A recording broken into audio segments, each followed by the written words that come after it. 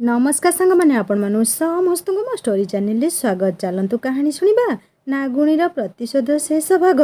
पूर्व भागरे आपण माने पढ़िथिले कि दिनेश ओ तांको सांग दुई जन को साप दंशन करिछि बोली जानी शीतल आश्चर्य हेले।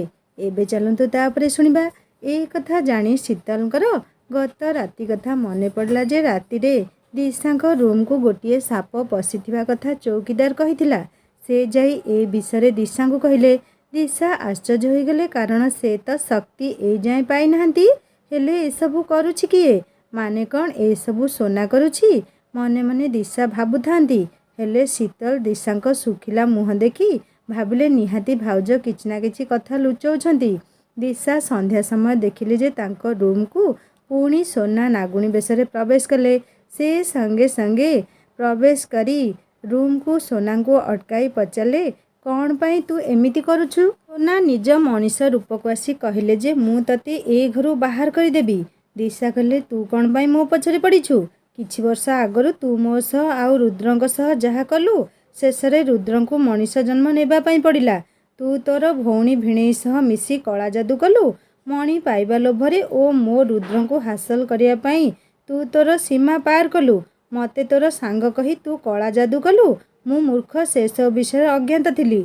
निजर सबु भल मंद कथा तते मु कहूथली। नागराणी होई मध्य मु सेतेबेले तते चिन्हि पाली नाही। आउ तू तार खराब उपाय सुजोग उठेलु आउ मते एवं रुद्र को ठकेलु।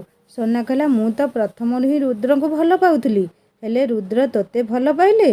मो पाखरे कौन कमी थिला जे रुद्र मते भल न पाई तते बाछिले।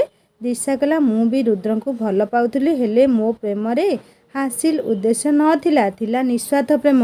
सोना कहला मु मो मन कथा कहिबारु रुद्र कहले से तोते भल पांती आउ तोते ही विवाह करिवे।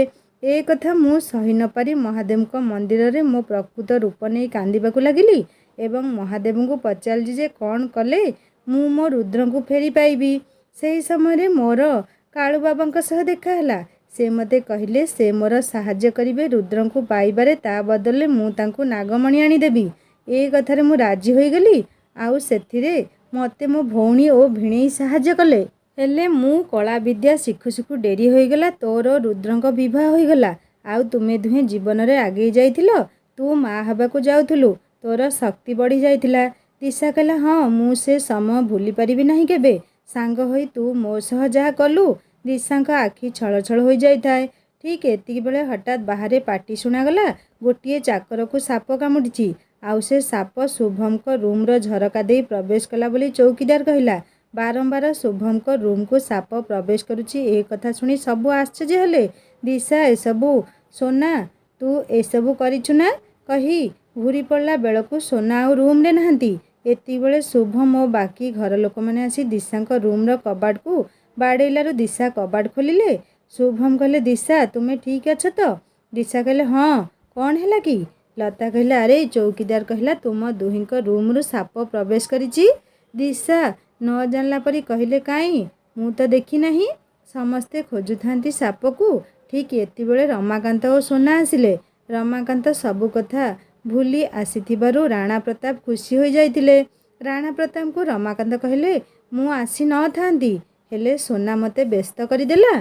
से कहले ए सबु राग छाड़ी पुणी मिसी जिया पाई। लता कहले सोना पूरा ठीक कथा कहला। आउ गोटे खुशी खबर शिवरात्रि दिन शीतल बाहाघर तुमे समस्ते आसीब। घरे हस खुशीर माहौल। हेले शीतल को एबे दिशा को नहीं संदेह बढ़ी बढ़ी चली थाए। से मने मने भाबिले जे तांको दिशांक उपरे नजर रखिया पाई पड़िबो। दिशा और शुभम को मध्यरे प्रेम संपर्क बढ़िबारे लागि थाए। शुभम ओ घर उपरे विपद थिबारु लता कुलपुरोहितଙ୍କ सह कथा होई समस्त पाई रक्षा कवच आनी देया पाई कहले।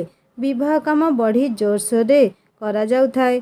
सप्ताह परे दिशा पुनः नागुणी रूप फेरी पाइबार समय आसीगला। से नागुणी रूप बाहाघर भिड़ भितर नेबे किपरि आउ किछि दिन परे बाहाघर हेले तांको जेमिति भी हेउ संध्या सुधा नागुणी रूप नेबाकू पड़िबो। से भी प्रबल जंत्रणा हेबो। दिशा भाबुथांती शेषरे दिशा शुभम को कहले तांको बापा डाकिछंती तेणु से बाप घर को जिबे। काम रे व्यस्त थिबारु शुभम जाई पाले नाही। हेले शीतल दिशांक सह जिबा पाई जिद कले। शेषरे दिशा और शीतल रवि नाना घर को गले। ରବି ନନା ବୁଝିପାରିଲେ ଯେ ଦିଶା କ'ଣ ପାଇଁ ଆସିଛନ୍ତି। ସେ ସେଦିନ ମନ୍ଦିରରେ ଯଜ୍ଞ ଅଛି କହି ଘର ଲୋକଙ୍କୁ ମନ୍ଦିର ନେଇଗଲେ। ଦିଶା ଓ ଶୀତଲ ମଧ୍ୟ ଗଲେ। ମନ୍ଦିରରେ ପୂଜା ଚାଲିଥାଏ। ହଠାତ୍ ଶୁଭମ ଓ ଶୁଭଙ୍କ ପରିବାର ଲୋକ ଆସି ସେଠାରେ ପହଞ୍ଚିଗଲେ। ସେମାନଙ୍କୁ ଦେଖି ଦିଶା ଆଶ୍ଚର୍ଯ୍ୟ ଓ ଚିନ୍ତିତ ହୋଇଗଲେ। ଏବେ ସେ କ'ଣ କରିବେ ଭାବୁଥାନ୍ତି। ଲତା ରବି ନନାଙ୍କୁ କହିଲେ, ଆମେ ବାହାଘର କାର୍ଡ଼ ଦେବା ପାଇଁ ଆପଣଙ୍କ ଘରକୁ ବାହାରିଥିଲୁ, ହେଲେ ଶୀତଲ ଠିକ୍ ସମୟରେ ଫୋନ୍ କରି କହିଲା ଯେ ଆପଣମାନେ ସବୁ ମନ୍ଦିର ଆସିଛନ୍ତି, ତେଣୁ ଆମେ ସବୁ ମନ୍ଦିର ଆସିଲୁ। ରବି ନନା ବୁଝିପାରୁଥାନ୍ତି ଦିଶାଙ୍କ ଅବସ୍ଥା। ଦିଶା ଚାଦରରେ ଘୁରି ହୋଇଥାନ୍ତି। ଶୁଭମ କହିଲେ, ଆରେ ଦିଶା କ'ଣ ହୋଇଛି? ଦିଶା କହିଲା, ମୋତେ ଜ୍ୱର ଆସିଛି। ଶୁଭମ ଦିଶାଙ୍କ ମୁଣ୍ଡରେ ହାତ ମାରି ଦେଖିଲେ ଯେ ସତରେ ତାଙ୍କୁ ଜ୍ୱର ଆସିଛି। ସେ ବ୍ୟସ୍ତ ହୋଇ କହିଲେ, ଚାଲ ଘରକୁ ପଳେଇ ଯିବା। ହେଲେ ରବି ନନା କହିଲେ, ମହା ଆଳତୀ ରାତିରେ ହେବ, ଏମିତି ସେ ଯିବା ଠିକ୍ ହେବ ନାହିଁ। ଦିଶା ତାଙ୍କ ଘରେ ଯାଇ ଶୋଇଥାନ୍ତୁ। ଆଳତୀ ସମୟରେ ଆସି ଶୁଭମଙ୍କ ସହ ଆଳତୀ କରିବେ। ଶୁଭମ ଦିଶାଙ୍କୁ ନେଇ ଯିବା ପାଇଁ ବାହାରିବାରୁ ନେହା କହିଲା, ଜିଜୁ ମୁଁ ନେଇଯାଉଛି, ଆସିଲା ବେଳକୁ ଭୋଗ ଆଣିବି। ଦିଶା ନେହାଙ୍କ ସହ ଘରକୁ ଗଲେ। ନେହା ଭୋଗ ନେଇ ମନ୍ଦିର ଆସିଲେ। ଶୁଭମ କିନ୍ତୁ ଦିଶାକୁ ନେଇ ବ୍ୟସ୍ତ ହେଉଥାନ୍ତି। ପୂଜା ଚାଲିଥାଏ। ସେହି ମଧ୍ୟରେ ଶୀତଲ କାହାକୁ କିଛି ନ କହି ଲୁଚି ଲୁଚି ଦିଶାଙ୍କୁ ଦେଖିବା ପାଇଁ ଗଲେ। ଦିଶାଙ୍କୁ ଶିବ ବାବାଙ୍କ ମୂର୍ତ୍ତି ସାମ୍ନାରେ ନାଗୁଣୀ ରୂପ ନେବାର ଥାଏ, ସେ ବି ଜହ୍ନ ଆଲୁଅରେ। ତେଣୁ ସେ ଘରର ଠାକୁର ରୁମ୍ରେ ଝରକା ଖୋଲା ରଖି ଜହ୍ନ ଆଲୁଅରେ ନିଜ ରୂପ ଧାରଣ କରୁଥାନ୍ତି। ସେ ଅର୍ଦ୍ଧନାଗୁଣୀ ଓ ମାନବ ରୂପରେ ଥାନ୍ତି। ଚିତ୍କାର କରୁଥାନ୍ତି, ହେଲେ ମନ୍ଦିରରେ ପୂଜା ଚାଲୁଥିବାରୁ ଶୁଣାଯାଉନଥାଏ ତାଙ୍କର ଚିତ୍କାର ବାହାରକୁ। ଏସବୁ କିନ୍ତୁ ଶୀତଲ ଲୁଚି ଲୁଚି ଦେଖିନେଲେ ଓ ଭିଡ଼ିଓ କରିନେଲେ। ଶୀତଲ ଡରି ପଳେଇବା ସମୟରେ ଦିଶାଙ୍କ ନଜର ଶୀତଲଙ୍କ ଉପରେ ପଡ଼ିଲା। ଦିଶା ଶୀତଲକୁ ନିଜ ଆଡ଼କୁ ଟାଣି ଆଣିଲେ। ଦିଶାଙ୍କୁ ଏମିତି ଅଧା ମାନବ ଓ ଅଧା ନାଗୁଣୀ ବେଶରେ ଦେଖି ଶୀତଲ ଥରିବା ପାଇଁ ଲାଗିଲେ ଏବଂ କହିଲେ, ଭାଉଜ ତୁମେ ହିଁ ସେ ନାଗୁଣୀ? ଦିଶା ଶୀତଲଙ୍କୁ କହିଲେ, ହଁ ମୁଁ ନାଗୁଣୀ, ହେଲେ ମୁଁ ସେ ନାଗୁଣୀ ନୁହେଁ ଯିଏ ଏଇଠି ମୃତ୍ୟୁ ତାଣ୍ଡବ ଲୀଳା କରୁଛି। ଶୀତଲ କହିଲେ, ଭାଉଜ ମୋତେ ଛାଡ଼ିଦିଅ, ମୁଁ କାହାକୁ କିଛି କହିବି ନାହିଁ। ଦିଶା କହିଲେ, ମୁଁ ଜାଣେ ତୁମେ ମୋତେ ବିଶ୍ୱାସ କରିପାରିବ ନାହିଁ, ହେଲେ ମୁଁ ତୁମ ଘରକୁ କାହାରି କ୍ଷତି କରିବା ପାଇଁ ଆସିନାହିଁ, ବରଂ ମୋ ନାଗରାଜାଙ୍କୁ ଫେରି ପାଇବା ପାଇଁ। ଶୀତଲ କହିଲେ, ନାଗରାଜା? ଦିଶା କହିଲେ, ତୁମ ଭାଇ ଶୁଭମ ଗତ ଜନ୍ମରେ ମୋ ନାଗରାଜା। ଶୀତଲ କହିଲେ, ଭାଉଜ ମୋତେ ଏସବୁ ବିଷୟରେ କୁହ ନାହିଁ, ମୋତେ ଛାଡ଼ିଦିଅ। ଦିଶା ଶୀତଲଙ୍କ ମୁଖରୁ ଜାଣିଗଲେ ଯେ ଶୀତଲ କିଛି ବୁଝିବା ଅବସ୍ଥାରେ ନାହାନ୍ତି। ସେ ପରେ ସମସ୍ତଙ୍କୁ ଏ ବିଷୟରେ କହିଦେବେ।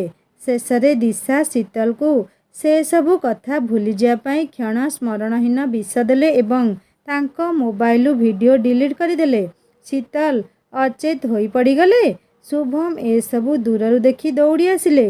ସେ ଦିଶାଙ୍କ ଏ ରୂପକୁ ବିଶ୍ୱାସ କରିପାରୁନଥିଲେ। ଦିଶା ସେତେବେଳକୁ ସମ୍ପୂର୍ଣ୍ଣ ନାଗୁଣୀ ରୂପ ନେଇ ସେଠାରୁ ପଳାଇ ସାରିଥିଲେ। ଶୁଭମକୁ ଏସବୁ ଆଗରୁ ଦେଖିଲା ପରି ମନେ ହେଉଥାଏ, ହେଲେ ଶୀତଲକୁ ବଞ୍ଚାଇବା ପାଇଁ ସେ ଶୀତଲଙ୍କୁ ଗାଡ଼ିରେ ନେଇ ଡାକ୍ତରଖାନା ଯାଉଥିଲେ। ହଠାତ୍ ତାଙ୍କ ମୁଣ୍ଡ ବୁଲେଇଲା ଏବଂ ସେ ଗାଡ଼ିର ଭାରସାମ୍ୟ ହରାଇବାରୁ ଗାଡ଼ି ଗଛରେ ବାଡ଼େଇ ହୋଇ ଦୁର୍ଘଟଣା ହେଲା। ଚେତା ଆସିଲା ବେଳକୁ ଶୁଭମ ନିଜ ଘରେ ଥାନ୍ତି। ଦିଶା ଶୁଭମଙ୍କ ପାଖରେ ବସିଥାନ୍ତି, ହେଲେ ସେ ଜାଣିନଥାନ୍ତି ଯେ ଶୁଭମ ତାଙ୍କର ଅସ୍ତିତ୍ୱ ଜାଣିସାରିଛନ୍ତି। ଶୁଭମ କହିଲେ, ଶୀତଲ? ଶୀତଲ କାହିଁ? ଦିଶା କହିଲେ, ସେ ବାହାରେ ଅଛନ୍ତି। ଶୁଭମ ଦିଶାଙ୍କ କଥା ନ ଶୁଣିଲା ପରି ଉଠିବା ପାଇଁ ଚେଷ୍ଟା କରୁଥାନ୍ତି। ଦିଶା ତାଙ୍କ ହାତ ଧରି ଅଟକାଇବାରୁ ଶୁଭମ ଦିଶାଙ୍କ ହାତ ଛାଟିଦେଲେ ଏବଂ କହିଲେ, ଖବରଦାର, ଭୁଲରେ ବି ମୋତେ ଛୁଇଁବ ନାହିଁ। ଦିଶା କହିଲେ, କ'ଣ ହୋଇଛି ଶୁଭ? ଶୁଭମ କହିଲେ, ଆଉ ଏତେ ନାଟକ କ'ଣ ପାଇଁ? ମୁଁ ସିନା ମୋର ଗତ ଜନ୍ମ ଭୁଲି ଯାଇଛି, ହେଲେ ତୁ ଶୁଣି? ଦିଶା ଆଶ୍ଚର୍ଯ୍ୟ ହେଲେ। ଶୁଭମ କହିଲେ, ମୋର ମନେ ପଡ଼ିଯାଇଛି। ସେଦିନ ଯାହା ସ୍ୱପ୍ନରେ ଦେଖିଥିଲି ସେସବୁ ସତ। ମୁଁ ନାଗରାଜା ଆଉ ତୁ ଥିଲୁ ନାଗରାଣୀ। ମୁଁ ତୋ ପାଇଁ ମାୟାର ଭଲ ପାଇବାକୁ ଏଡ଼ାଇ ଦେଇଥିଲି, ହେଲେ ତୁ କ'ଣ କଲୁ? ମୋ ବାପା ମା ସମସ୍ତଙ୍କୁ କଳାଶକ୍ତିର ବିଷ ଦେଇ ମାରିଦେଲୁ। ଆଉ ନାଗମଣି? ଏତିକି ବେଳେ ଶୀତଲ ଆସିଲେ। ଶୀତଲ କହିଲେ, ଭାଇ ମୋତେ ଡାକୁଥିଲ କି? ଶୁଭମ କହିଲେ, ହଁ ରେ, ତୁ ଠିକ୍ ଅଛୁ ନା? ଶୀତଲକୁ ଶୁଭମ କୁଣ୍ଢେଇ ପକେଇଲେ, ହେଲେ ହାତରେ ମାଡ଼ ବାଜିଥିବାରୁ ଶୁଭମ ଆହା କହିଲେ। ଶୀତଲ କହିଲେ, ହଁ ଭାଇ ମୁଁ ଠିକ୍ ଅଛି। ଆଉ ତୁମେ ଧୀରେ କି ବସ ନା। ଭାଉଜ ତୁମେ ଭାଇଙ୍କ ପାଖରେ ଥାଅ, ମୁଁ କ୍ଷୀର ଆଣୁଛି। ଶୀତଲଙ୍କ ଦିଶା ସହ ଭଲ ଭାବରେ କଥା ହେବା ଦେଖି ଶୁଭମ ଆଶ୍ଚର୍ଯ୍ୟ ହେଲେ। ଶୀତଲ ଗଲା ପରେ ଶୁଭମ ଦିଶାଙ୍କୁ କହିଲେ, ଏ ନାଗୁଣୀ ସତ କହ, ମୋ ଭଉଣୀ ସହ କ'ଣ କଲୁ? ଦିଶା କହିଲା, ଦେଖ ଶୁଭ, ମୁଁ ଏଇଠି କାହାରି କିଛି କ୍ଷତି କରିବା ପାଇଁ ଆସିନାହିଁ। କେବଳ ମୁଁ ତୁମର ଅସ୍ତିତ୍ୱ ମନେ ପକାଇ ଦେବା ପାଇଁ ଆସିଛି। ତୁମେ ପରା ଆମ ରାଜା। ଶୁଭମ କହିଲେ, ଚୁପ୍, ତୁ ନାଗମଣି ନେଇ ବିକିଦେଲୁ।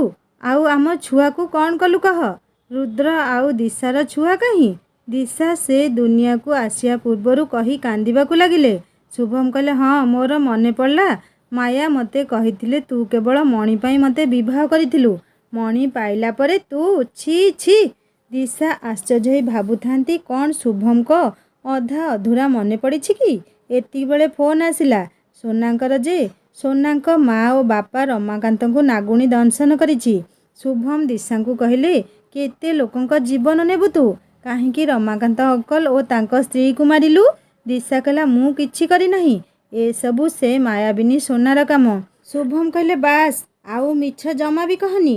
ସୋନା କ'ଣ ନିଜ ହାତରେ ନିଜ ବାପା ମାଙ୍କୁ ମାରିଦେବ? ତୁ ଏଠାରୁ ପଳେଇ ଯା ଶୀଘ୍ର। ଦିଶା କହିଲା, ଶୁଭମ ଶୁଣ ତ ଟିକେ। ଶୁଭମ ଉଠି ପଳେଇଲେ। ଘର ଲୋକଙ୍କ ସହ ଦିଶା ସୋନାଙ୍କ ଘରକୁ ଗଲେ। ସୋନା ଏବେ ଏକୁଟିଆ ହୋଇଯାଇଛନ୍ତି ବୋଲି ସବୁ ସହାନୁଭୂତି ଦେଖାଉଥାନ୍ତି ତାଙ୍କୁ। ଶୁଭମ ଅନ୍ତିମ ସଂସ୍କାର ପରେ କହିଲେ, ସୋନା ତାଙ୍କ ସହ ତାଙ୍କ ଘରେ ରହିବେ। ସୋନା ଶୁଭମଙ୍କ ଘରକୁ ଗଲେ। ଶୁଭମ ସୋନାକୁ ଧରି କହିଲେ, ମୁଁ ବୁଝିସାରିଛି ସୋନା ତୁମ ଭଲ ପାଇବାକୁ। ଗତ ଜନ୍ମରୁ ସେ ଦିଶା ତାର କଳା ଯାଦୁରେ ମୋତେ ତାର କରିଥିଲା, ଆଉ ଏ ଜନ୍ମରେ ବି। ସୋନା କହିଲା, ମୁଁ ଜାଣେ, ସେ ମୋତେ ବି ମାରି ଦେଇଥିଲା। ମୁଁ ପୁନର୍ଜନ୍ମ ପାଇଲି, ଆଉ ଶକ୍ତି ବି ମୋତେ ଧୀରେ ଧୀରେ ମିଳୁଛି। ଯେମିତି ପ୍ରଥମେ କିଛି କିଛି ମନେ ପଡ଼ିବା, ଆଉ ତାପରେ ନାଗୁଣୀରେ ପରିଣତ ହେବା। ଶୁଭମ କହିଲେ, ହେଲେ ମୁଁ ତ ମୋ ଶକ୍ତି ଫେରି ପାଇନାହିଁ। ସୋନା କହିଲା, ଦିଶା ବୋଧେ କଳା ଶକ୍ତି ପ୍ରୟୋଗ କରିଥିବ। ସେହି ସମୟରେ କୁଳପୁରୋହିତ ଆସିଲେ। ଶୁଭମ ନିଜ ଘର ଲୋକଙ୍କୁ ନାଗୁଣୀରୁ ବଞ୍ଚିବା ମନ୍ତ୍ରିତ ମୁଦି ପୁରୋହିତଙ୍କଠାରୁ ନେଇଦେଲେ। ସେହି ସମୟରେ ଶୀତଲଙ୍କ ଶାଶୁଘର ଲୋକ ଆସିଲେ। ତେଣୁ ଶୁଭମ ଘର ଲୋକଙ୍କୁ ଦିଶାଙ୍କ ଅସ୍ତିତ୍ୱ କହିପାରିଲେ ନାହିଁ। ଦିଶାଙ୍କୁ ସେ ଏକୁଟିଆରେ କହିଲେ ଶୀତଲଙ୍କ ବିବାହ ପରେ ଏ ଘର ଛାଡ଼ି ଚାଲିଯିବା ପାଇଁ, ନହେଲେ ସାପ କେଳା ଡାକି ବନ୍ଧା କରେଇ ନେଇ ଯିବା ପାଇଁ କହିବେ। ଶୁଭମଙ୍କ ଏମିତି ବ୍ୟବହାର ଦିଶାଙ୍କୁ ଭଲ ଲାଗୁନଥିଲା। ସେପଟେ ତାଙ୍କୁ କ'ଣ ପାଇଁ କେଜାଣି ଦେହ ଭିତରେ ଅଜୀବ ପ୍ରକାର ଅନୁଭବ ହେଉଥାଏ। ଇତିମଧ୍ୟରେ ରମାକାନ୍ତ ଓ ତାଙ୍କ ସ୍ତ୍ରୀଙ୍କ ଦଶାଦଶ କର୍ମ ସରିଗଲା। ହେଲେ ଶୁଭମ ଓ ଦିଶାଙ୍କ ମଧ୍ୟରେ ତିକ୍ତତା ବଢ଼ି ଚାଲିଥାଏ। ଦିନେ ସନ୍ଧ୍ୟାରେ ଦିଶା ସୋନାଙ୍କୁ ପଚାରିଲେ, ତୁ ଏପରି କ'ଣ ପାଇଁ କରୁଛୁ? ମୁଁ ଜାଣେ ତୁ ରମାକାନ୍ତ ଡ୍ରାଇଭର ଓ ସେ ଚାକରକୁ ମାରିଲୁ କ'ଣ ପାଇଁ?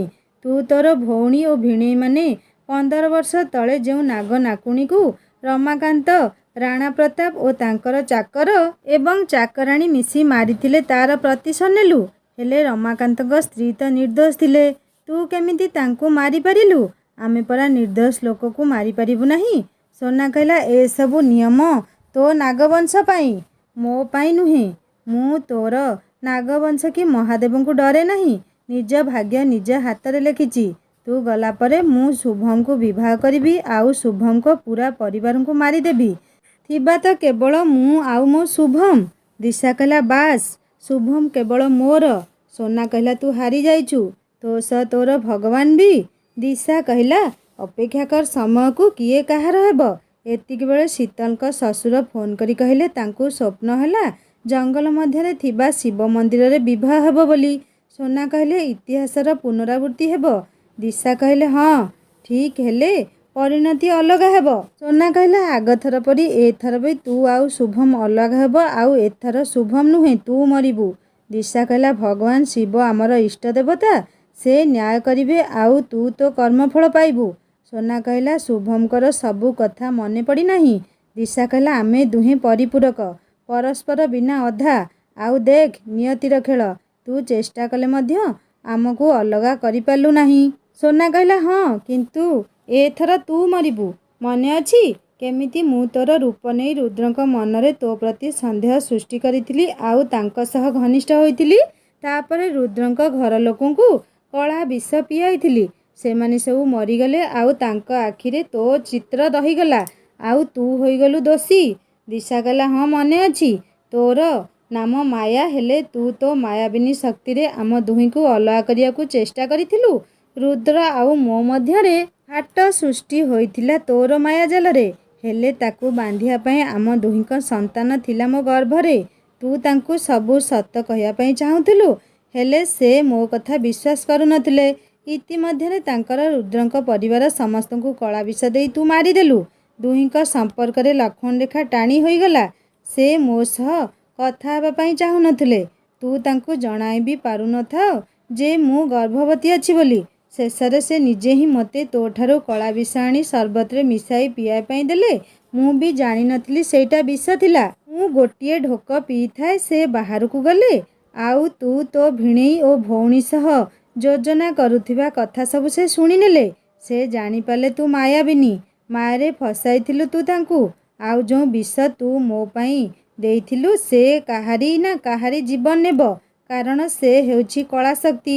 ଆଉ ଯଦି କେହି ନ ପିଇବେ ତେବେ ସେ ମୋର ଜୀବନ ନେବ। ଆଉ ଯଦି କେହି ପିଇବେ ସେ ତା'ର ଜୀବନ ନେବ ଆଉ ମୋତେ ଛାଡ଼ିଦେବ। ସେ ଯେତେବେଳେ ରୁମ୍କୁ ଆସିଲେ ମୁଁ ତାଙ୍କୁ ଖୁସିର ଖବର ଜଣାଇଲି। ଏ କଥା ଶୁଣି ତାଙ୍କ ଆଖିରୁ ଖାଲି ଲୁହ ବୋହିଗଲା। ସେ ମୋ ପାଇଁ ଆଣିଥିବା ସର୍ବତ ମୋ ଠାରୁ ନେଇ ପିଇଗଲେ। ମୁଁ ଜାଣିପାରିଲି ନାହିଁ ଯେ ସେଇଟା ସର୍ବତ ନୁହେଁ କଳା ଶକ୍ତି ବିଷ। ସେ ସବୁ କଥା ମୋତେ କହିଦେଲେ। ତାଙ୍କ ଶରୀର କଳା ହେବାରେ ଲାଗିଲା। ମୁଁ ତାଙ୍କୁ କେମିତି ବଞ୍ଚାଇବି ବୁଝିପାରୁନଥାଏ। ଶେଷରେ ମୁଁ ଦୌଡ଼ିଗଲି ନାଗମଣି ଆଣି ତାଙ୍କୁ ବଞ୍ଚାଇବା ପାଇଁ। ହେଲେ ନାଗମଣି ନେଇ ଆସୁ ଆସୁ ମୋର ଗର୍ଭପାତ ହେଲା ଆଉ ମୁଁ ରୁଦ୍ରଙ୍କ ପାଖରେ ପହଞ୍ଚି ପାରିଲି ନାହିଁ ଏବଂ ମୋ ଆଖି ଆଗରେ ମୋ ଦୁନିଆ ଉଜୁଡ଼ିଗଲା। ରୁଦ୍ର ମରିବା ସହ ମୋ ଗର୍ଭର ସନ୍ତାନକୁ ବି ମୁଁ ହରାଇ ବସିଲି। ହେଲେ ଏଥର ମୁଁ ତତେ ରୁଦ୍ରଙ୍କର କିଛି ବି କରିବାକୁ ଦେବି ନାହିଁ। ସୋନା କହିଲା, ମନେ ଅଛି ସେ ରାତି ବି ଥିଲା ଶିବ ଚତୁର୍ଦ୍ଦଶୀ ଆଉ ସେଇ ଜଙ୍ଗଲର ଶିବ ମନ୍ଦିର? ଦିଶା କହିଲା, ହଁ। ମୁଁ ଉଠିଲା ବେଳକୁ ମୋ ପାଖରେ ମଣି ନାହିଁ। ତୁ ତାକୁ ନେଇଗଲୁ। ମୁଁ ଶିବ ବାବାଙ୍କ ପାଖରେ ତାଣ୍ଡବ ନୃତ୍ୟ କଲି। ଶିବ ବାବା ମୋତେ ଜଣେଇ ଦେଲେ ଯେ ରୁଦ୍ର ଶୁଭମ ଭାବରେ ପୁନର୍ଜନ୍ମ ହେଇଛି। ହେଲେ ଶୁଭମ ତାଙ୍କର ସବୁ ଶକ୍ତି ଫେରି ପାଇବେ ଯେବେ ତାଙ୍କର ସବୁ କଥା ମନେ ପଡ଼ିବ। ସୋନା କହିଲା, ହେଲେ ମୁଁ ଶୁଭମର ସବୁ କଥା ମନେ ପକାଇବା ପାଇଁ ଦେବି ନାହିଁ। ଦିଶା କହିଲା, ଏଥର ସେମିତି ହେବ ନାହିଁ। ଶୁଭମ ମାନେ ମୋ ରୁଦ୍ର ନିଜର ସବୁ ଶକ୍ତି ଫେରି ପାଇବେ। ଏତିକି ବେଳେ ଲତା ଦିଶାଙ୍କୁ ଡାକିଲେ। ଦିଶା ଯାଉ ଯାଉ ତାଙ୍କ ମୁଣ୍ଡ ବୁଲାଇବା ପରି ଲାଗିଲା। ସେ ବୁଝିପାରୁନଥାନ୍ତି କ'ଣ ହେଉଛି। ତାପରେ ତାଙ୍କୁ ବାନ୍ତି ହେଲା। ସେ ନିଜ ରୁମ୍କୁ ଗଲେ ଏବଂ ନାଗୁଣୀ ରୂପ ନେବା ପାଇଁ ଚେଷ୍ଟା କଲାରୁ ତାଙ୍କୁ ପେଟରେ ବହୁ ଯନ୍ତ୍ରଣା ହେଲା। ସେ ଟିକିଏ ସମୟ ଶୋଇପଡ଼ିଲେ। ସ୍ୱପ୍ନରେ ଦେଖିଲେ ଗୋଟିଏ ଛୋଟ ଶିଶୁ ତାଙ୍କ ସହ ଖେଳୁଛି। ଉଠିଲା ପରେ ଦିଶା ସେଇ ବିଷୟରେ ଭାବୁଥାନ୍ତି। ଶୁଭମ ବାହାରୁ ଆସିଲେ ଏବଂ କହିଲେ, ପୁଣି ଡ୍ରାମା ଆରମ୍ଭ ହୋଇଗଲା ନା? ଦିଶା କହିଲେ, ମୁଁ କିଛି ଡ୍ରାମା କରୁନାହିଁ। ବହୁତ କଷ୍ଟରେ ମୁଁ ଆଜି ନାଗୁଣୀ ରୂପ ନେଇପାରିଲି, ହେଲେ ଅଳ୍ପ ସମୟ ପାଇଁ। ଶୁଭମ କହିଲେ, ତୁ ତୋର କର୍ମଫଳ ଭୋଗୁଛୁ। ଆଉ ଗୋଟିଏ କଥା, ତୁ ମୋ ଘର ଲୋକଙ୍କୁ କିଛି କରିପାରିବୁ ନାହିଁ। କାରଣ ପୁରୋହିତ ନନା ସମସ୍ତଙ୍କ ରକ୍ଷା ପାଇଁ କବଚ ଦେଇଛନ୍ତି। ଦିଶା କହିଲା, ଆଉ ତୁମେ? ଶୁଭମ କହିଲା, ମୁଁ ପିନ୍ଧିନି। ମୁଁ ତତେ କେବେ ଡରେ ନାହିଁ। ଦିଶା କହିଲା, ହେଲେ ସୋନା? ସୋନା କାହିଁ? ଶୁଭମ କହିଲେ, ସୋନା ମୋର ଭଲ ସାଙ୍ଗ। ଆଉ ଜଲ୍ଦି ହିଁ ମୁଁ ତାକୁ ବିବାହ କରିବି। ଏତିକି କହି ଶୁଭମ ସେଠାରୁ ପଳାଇଲେ। ଦିଶା କାନ୍ଦ କାନ୍ଦ ମୁହଁରେ ମହାଦେବଙ୍କୁ ଡାକିଲେ ଏବଂ କହିଲେ, ହେ ଭଗବାନ, ମୋ ରୁଦ୍ରଙ୍କୁ ସବୁ କଥା ମନେ ପଡ଼ିଯାଉ। ଲତା ରାତିରେ ଆସି କହିଲେ, କାଲି ମହାଶିବରାତ୍ରି, ତାହା ସହ ଶୀତଳ ବାହାଘର। ତୁ ଭଲରେ ଆଜି ଖାଇଦେ, କାଲି ଶିବରାତ୍ରି, ଖାଲି ଫଳମୂଳ ଖାଇବୁ। ଦିଶା କହିଲା, କାଲି ମୋର ନିର୍ଜଳା ଉପବାସ। ଲତା କହିଲେ, ଏବେ ପେଟ ପୂରେଇ ଖାଇନେ। ସକାଳୁ ସମସ୍ତେ ଜଙ୍ଗଲର ଶିବ ମନ୍ଦିର ଅଭିମୁଖେ ବାହାରିଲେ। ମନ୍ଦିରରେ ବିବାହ କାର୍ଯ୍ୟ ଆରମ୍ଭ ହେଉଥାଏ। ବିବାହ କାର୍ଯ୍ୟ ବ୍ୟସ୍ତତା ମଧ୍ୟରେ ରାଣା ପ୍ରତାପଙ୍କ ହାତରୁ କବଜ ଖସିଯାଇଛି। ସେ ଜାଣିପାରି ନାହାନ୍ତି। ହେଲେ ସୋନାଙ୍କ ନଜର ପଡ଼ିଯାଇଛି ରାଣା ପ୍ରତାପଙ୍କ ଉପରେ। ଦିଶାଙ୍କୁ ଜମା ଭଲ ଲାଗୁନଥାଏ, ଅତ୍ୟନ୍ତ ଦୁର୍ବଳ ଲାଗୁଥାଏ। ତେଣୁ ସେ ମଣ୍ଡପ ପାଖରେ ବସିଥାନ୍ତି। ସେ ଭାବୁଥାନ୍ତି, କାଶ ଶୁଭମକୁ ସବୁ ମନେ ପଡ଼ିଯାଇଥାନ୍ତା, ତେବେ ସେ ତାଙ୍କର ଶକ୍ତି ଫେରି ପାଆନ୍ତେ। ତାହେଲେ ସେ ଦୁହେଁ ମିଶି ନାଗମଣି ଗୁପ୍ତ ମନ୍ଦିରରେ ରଖିଦିଅନ୍ତେ। ସୋନା ମନ୍ଦିର ବାହାରେ ରହି ରାଣା ପ୍ରତାପଙ୍କ ଉପରେ ନଜର ରଖିଥାନ୍ତି। ବିବାହ କାର୍ଯ୍ୟ ଭଲରେ ସରିଗଲା। ମନ୍ଦିରରୁ ବାହାରି ଯେମିତି ଏକୁଟିଆ ରାଣା ପ୍ରତାପ ଜଙ୍ଗଲ ଆଡ଼କୁ ପରିସ୍ରା ପାଇଁ ଗଲେ। ସୋନା ପଛେ ପଛେ ଯାଇ ପହଞ୍ଚିଗଲେ ଏବଂ ନାଗୁଣୀ ରୂପ ନେଲେ। ସୋନାଙ୍କୁ ନାଗୁଣୀ ରୂପରେ ଦେଖି ରାଣା ପ୍ରତାପ ପାଟି କରି କହିଲେ, ତୁ ତାହେଲେ ସେଇ ନାଗୁଣୀ ଯିଏ ସମସ୍ତଙ୍କୁ ମାରୁଛି? ସୋନା କହିଲା, ହଁ, ଆଉ ଆଜି ତୋର ପାଳି। ରାଣା ପ୍ରତାପ କହିଲେ, ହେଲେ ତୁ କେମିତି? ମାନେ ତୁ ତ ରମାକାନ୍ତର ଝିଅ। ପାଟି ଶୁଣି ଦିଶା ଯାଇ ସେଠାରେ ପହଞ୍ଚିଲେ। ସେ ଦେଖିଲେ ଯେ ସୋନା ରାଣା ପ୍ରତାପଙ୍କୁ ମାରିବା ପାଇଁ ଯାଇଛନ୍ତି। ସେ ନିଜର ନାଗଣୀ ରୂପ ନେଇ ପାରୁନଥିଲେ। ଶେଷରେ ସେ ରୁଦ୍ରଙ୍କୁ ଫୋନ୍ କଲେ। ସୋନା କହିଲେ, ମନେ ଅଛି 15 ବର୍ଷ ତଳର କଥା? ତୁ ଆଉ ତୋ ସାଙ୍ଗ ରମାକାନ୍ତ ମିଶି ନାଗ ଓ ନାଗୁଣୀକୁ ମାରିଦେଲ। ସେମାନେ ଆଉ କେହି ନୁହନ୍ତି, ସେମାନେ ହେଉଛନ୍ତି ମୋ ଭଉଣୀ ଭିଣେଇ। ମୁଁ ତା'ର ବଦଲା ନେବି। ରାଣା ପ୍ରତାପ କହିଲେ, ହେଲେ ତୁ ତ ତା ଆଗରୁ ଆମ ସହିତ ଅଛୁ। ସୋନା କହିଲା, ସେସବୁ ତୋର ଜାଣିବା ଦରକାର ନାହିଁ।